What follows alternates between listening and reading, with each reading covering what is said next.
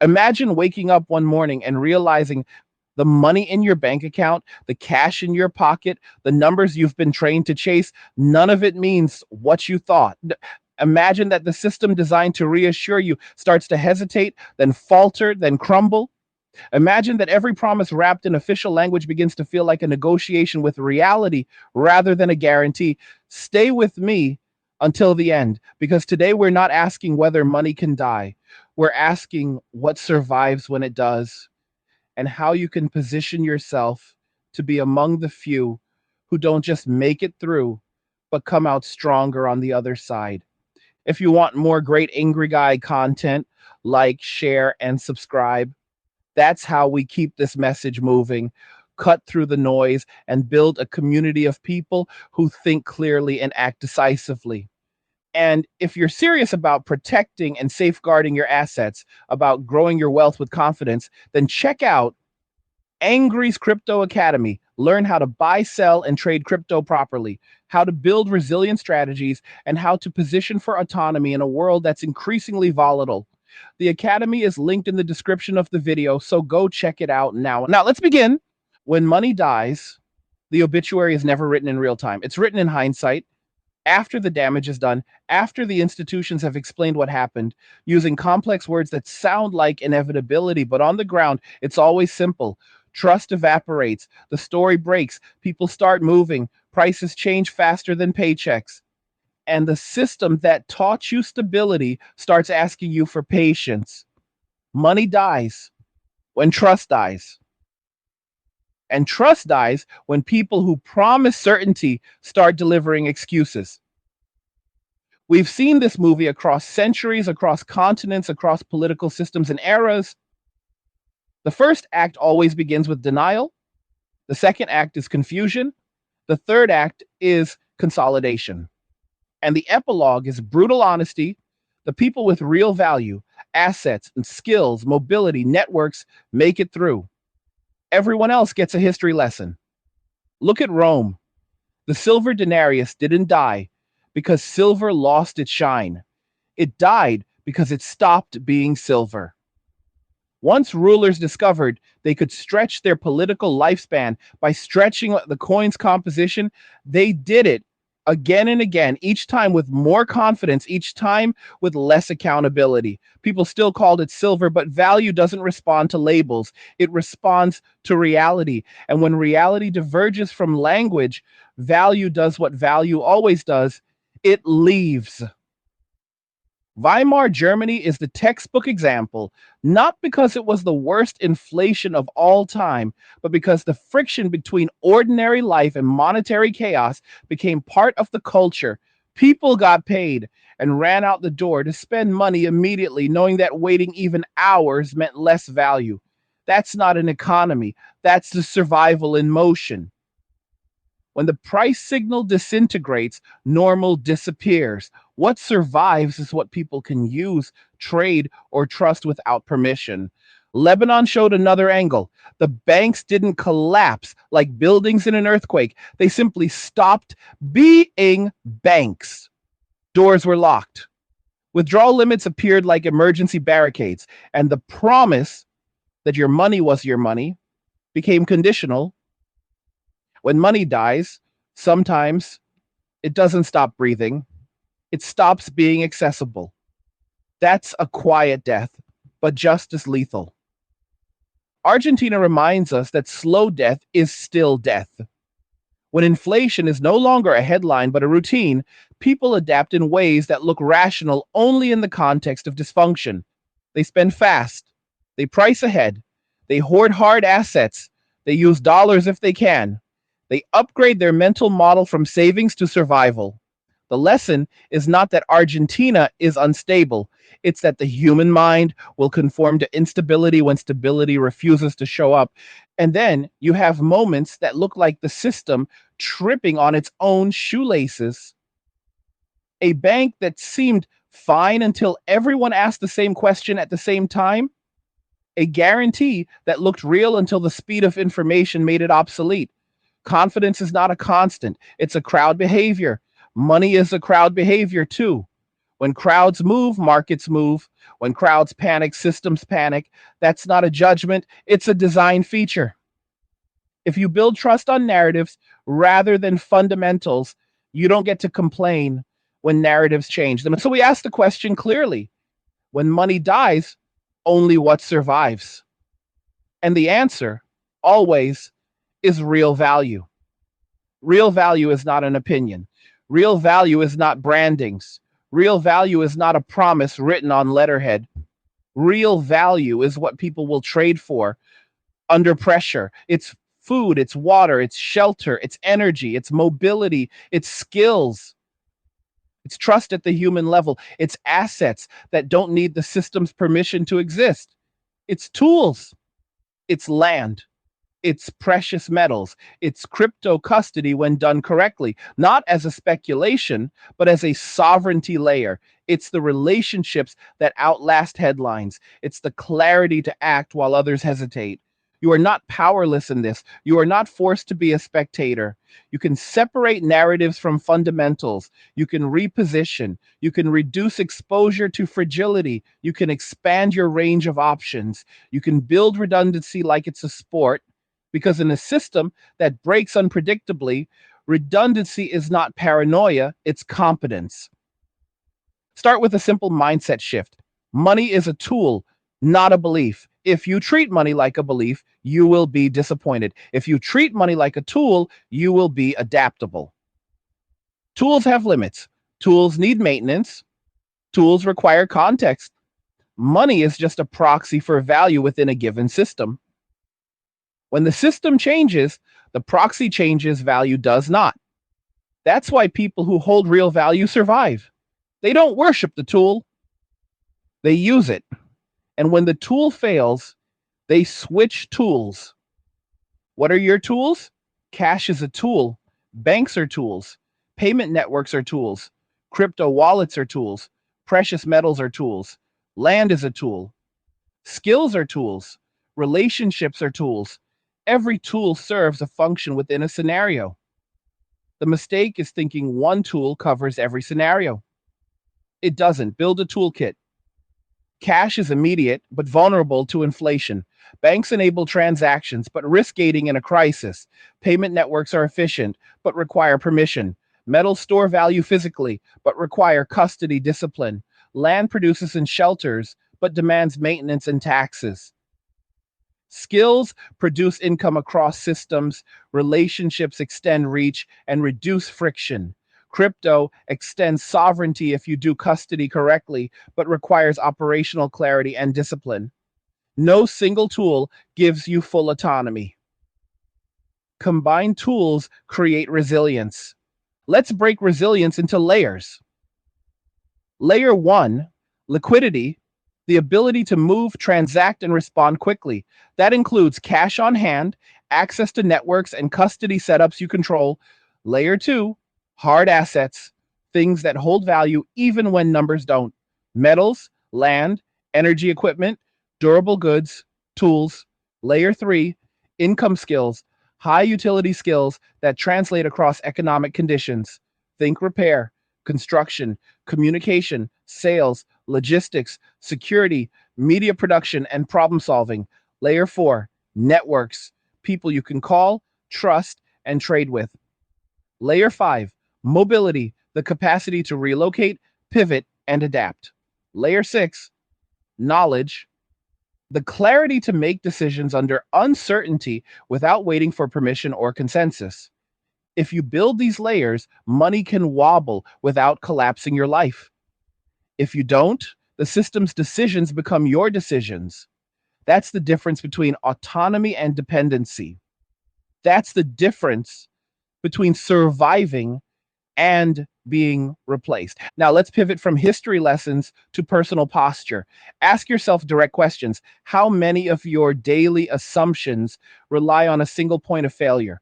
One bank, one payment card, one job, one location, one currency, one platform, one supply line, one audience channel, one narrative. If the answer is many, then your posture is brittle. You don't fix brittleness with hope, you fix it with structure. Structure looks like this. You diversify custody without overcomplicating access. You segment risk. You keep cash reserves for short term stress. You hold metals for non digital resilience. You build a productive asset base, even if it starts small. Tools, equipment. Hey guys, in a world pushing you to own nothing and be happy, crypto is your key to survival. Join Angry's Crypto Academy to master buying, selling, and trading crypto. Make huge profits and safeguard your wealth. Plus, discover the one crypto virtually no one is talking about, poised to create new millionaires in the upcoming bull run. The link is in the description of the video below. Go check it out now. Storage, food production kits, water filtration.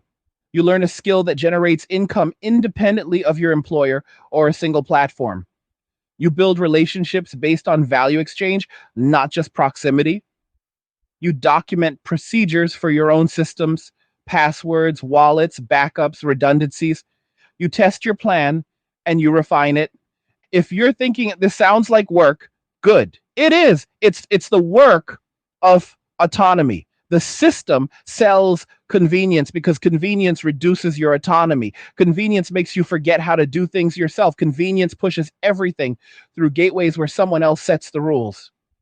And when those rules change, you become collateral damage. I'm not saying abandon convenience. I'm saying pay attention to cost. Autonomy is inconvenient by design until the day you need it. Then it's the only convenience that matters. Let's talk about false comfort. False comfort is the assurance that everything will be fine because everything has been fine. False comfort is the belief that scale guarantees safety. False comfort is the assumption that your experience equals the truth. False comfort is the most expensive asset you can hold in a transition because it prevents you from moving until it's too late. You don't need fear. You need precision. You need to see your exposure clearly, make adjustments proactively, and accept that reality is indifferent to your preferences. So, what does survival look like in a modern context where the monetary system is unstable, politicized, and increasingly digital? It looks like sovereignty without isolation. It looks like engaging with the system where it serves you and stepping out where it traps you. It looks like keeping multiple channels open, multiple resources available, and multiple exits prepared. It looks like protecting your downside and maximizing your flexibility. It looks like being the person who can choose rather than the person who can only react. This is where crypto belongs in the conversation, but not as a lottery ticket or a dopamine machine. Crypto is a sovereignty tool with rules that reward discipline. If you don't have a custody plan, if you don't understand transaction finality, if you don't respect operational security, crypto can become another point of failure. But if you set it up correctly, segmented wallets, cold storage, clear procedures, tested backups, crypto becomes a portable, permission resistant value layer that can move across borders, platforms, and crises. That's why I teach it. Not because it's trendy, but because it's structural. A lot of people get trapped between two extremes: blind trust in the old system or blind hope in a new one. Neither position survive pressure. You want principled flexibility. You want to be able to trade, save, and invest across frameworks. You want to arbitrage strengths and neutralize weaknesses. You want to be the person who doesn't need a perfect system to make a good decision. That's what resilience looks like in practice. Let's add a human layer. Money dies when trust dies, and trust dies when institutions stop delivering value and start delivering narratives. But trust at the human level is different. If you have relationships based on real exchange, skills, problem solving, mutual respect, you can do business without waiting for a system to bless it. You can collaborate, you can build, you can trade. When centralized trust breaks, decentralized trust becomes the real economy. That's not philosophy, that's survival instinct. Now, let's talk about attention. Attention is the first currency. If you don't control your attention, you won't control your outcomes. During uncertainty, people get seduced by noise. They chase headlines. They impulsively reposition. They interpret volatility as destiny. Don't do that. Pace yourself, set decision windows, use rules. If your exposure moves beyond your rules, adjust. If it doesn't, ignore the noise. The game is clarity and timing. The trap is emotion. There's a deeper truth under all of this. Money is a story society tells itself to coordinate value. When the story fractures, coordination fractures. Coordination is the invisible fabric that makes normal life feel normal. It's why shelves are stocked, lights turn on, and paychecks clear. When coordination fails, the facade of normal dissolves instantly. What survives is what can operate outside centralized coordination. Your personal coordination system, your assets, your networks, your procedures, your alternatives. Now ask yourself the most important question. What do you control directly? Not in theory, not eventually, not assuming everything works. Right now, today. What can you access? What can you deploy? What can you fix? What can you trade? What can you produce?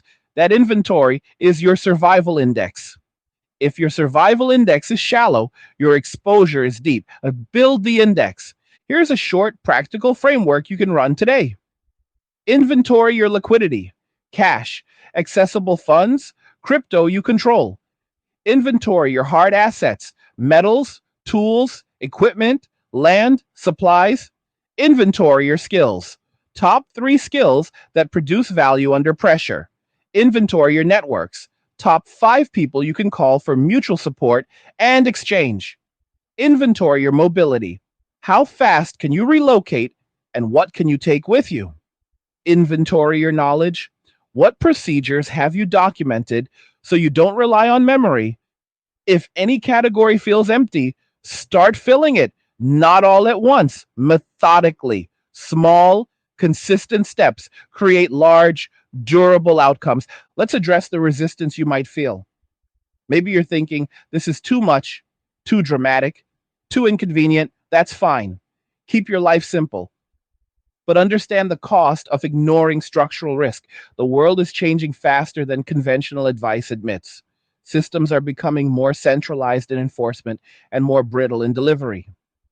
The gap between narrative and reality is widening. You don't need to predict every outcome. You need to stop being the person who gets surprised every time. History doesn't reward perfection, it rewards readiness.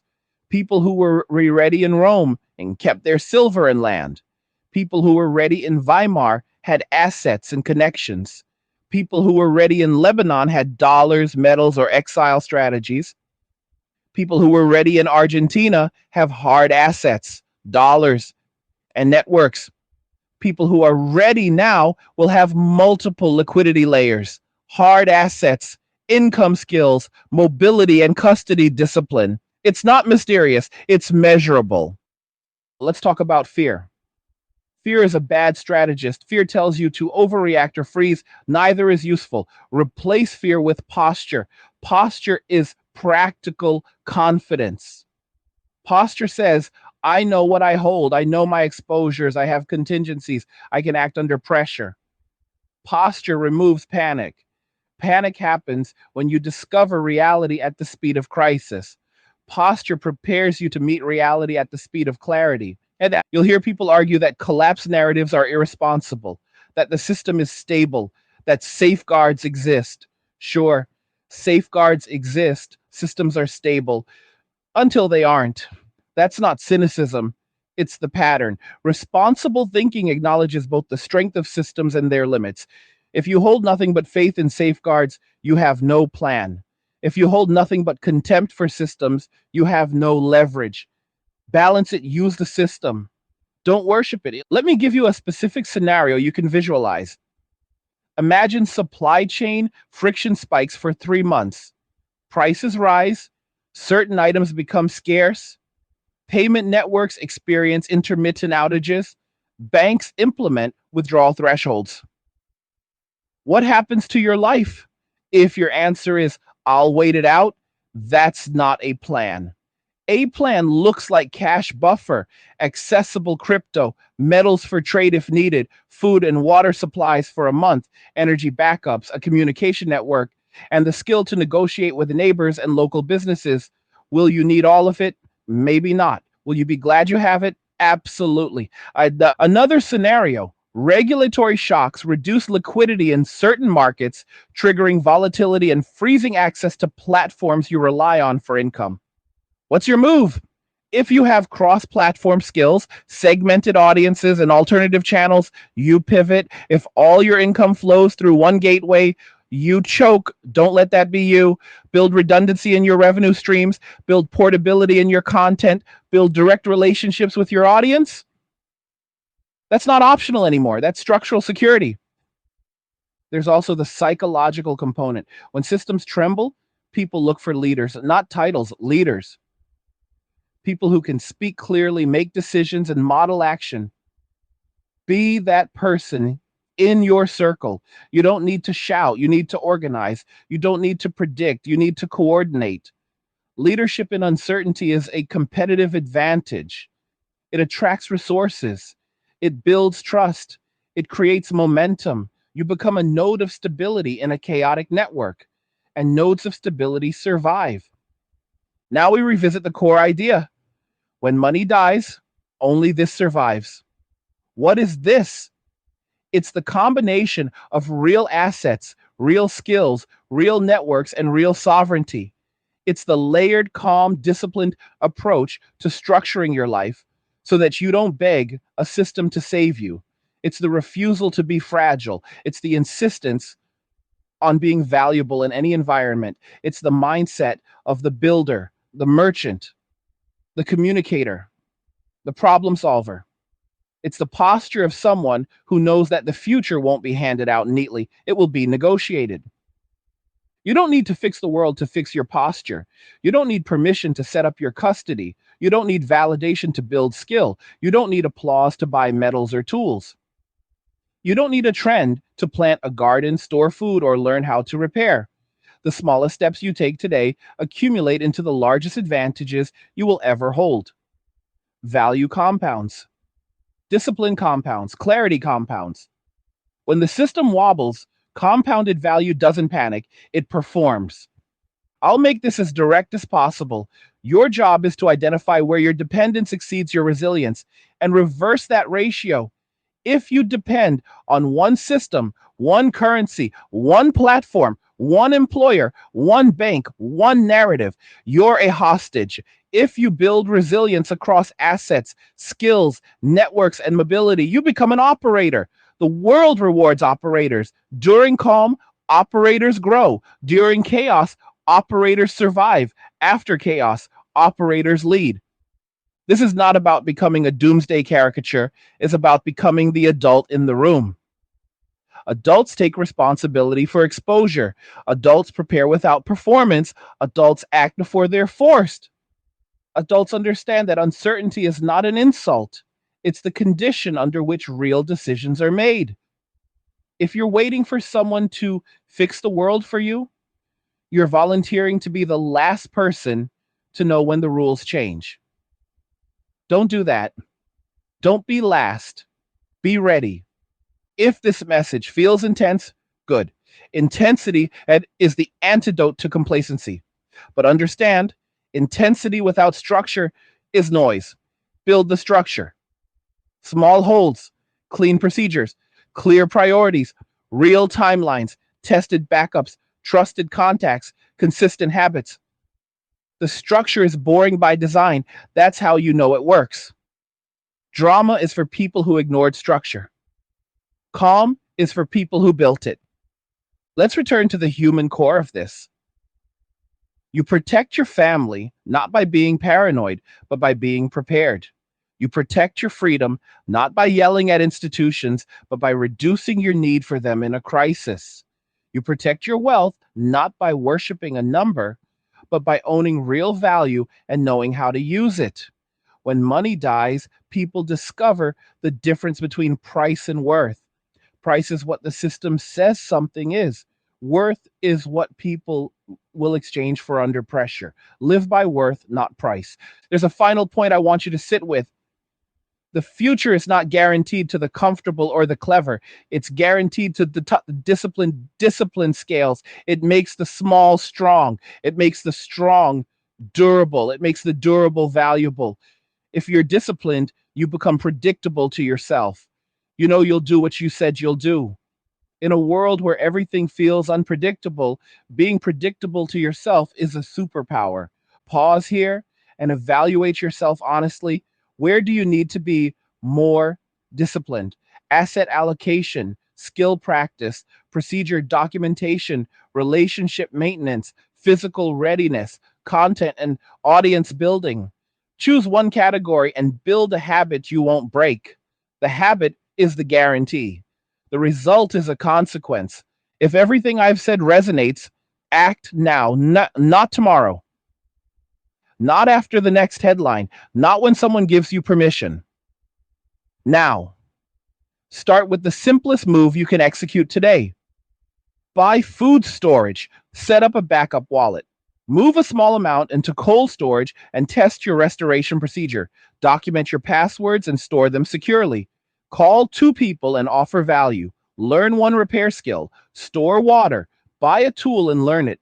Plant something, sell something, measure something today. You're not powerless. You're not a passenger. You're not a statistic. You're a builder. Money is a layer. Value is the foundation. Build your foundation. Add your layers. Stand up straight. Move forward. And if you want the blueprint for doing this with crypto the right way, not hype, not noise, but custody, strategy, and sovereignty, get into Angry's Crypto Academy. I'll teach you how to buy, sell, and trade with clarity, how to structure your holdings, and how to protect yourself from both your own mistakes and the system's limitations. The Academy is linked in the description of the video, so go check it out now.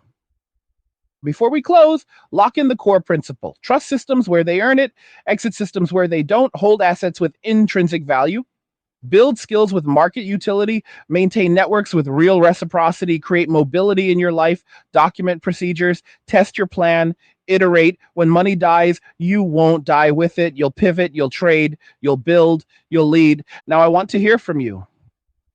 What did you think about what we discussed? Do you agree? Do you see the signals, the stress, the fractures? Tell me where you are strong and where you want to get stronger. Leave a comment and share your thoughts so we can learn from each other and sharpen the plan. Like the video if you like it. Don't forget to subscribe. And if you like the video, share the video. And just remember that all roads lead to MWA, men walking away in cheers. Nothing says you care like crypto. Nothing can compare. Nothing says you care like crypto. Oh, nothing can compare to crypto.